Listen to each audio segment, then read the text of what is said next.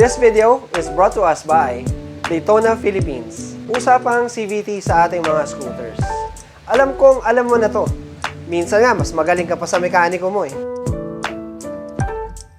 8.5 million registered motorcycles ang meron sa Pilipinas back in 2022. Kapag motorsiklo ang pinag-uusapan, the first things that come into my mind, syempre AV Moto, Daytona, at scooters.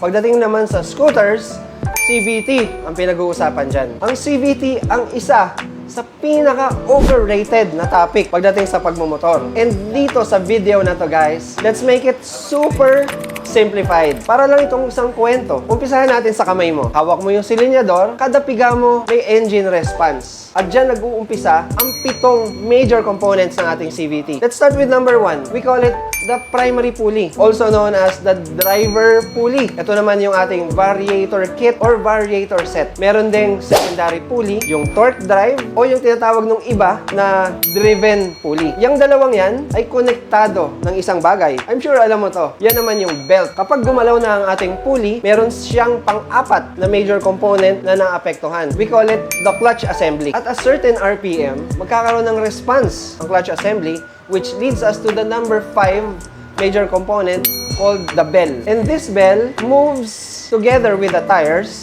Pero before yan, pupunta muna tayo doon sa gearbox. Kapag nag-move na ang ating bell, na-activate na rin niya ang gearbox na nagta-transfer naman ng power doon sa ating gulong. And that's when the motorcycle starts to move forward. Para doon naman sa ating susunod na video, pag-uusapan natin yung mga parts doon sa ating mga major components, what those are, what they mean, and how they work.